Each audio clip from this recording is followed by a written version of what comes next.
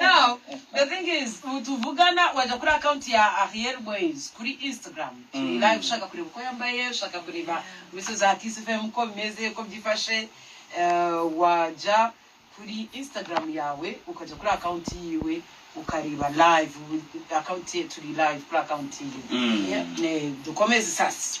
Okay. Ndimo kwibaza 2026 so far ikumereye iti? 2026 naitangiye neza bitone ku 2025 yarangiye ife ngabone no bitumye nanjye ngira amatsiko kumenya ko ikibazo cyane wishize mu bibazo ndifuza gusubiza amasegonda inyuma ntabwo biri bukunde umushu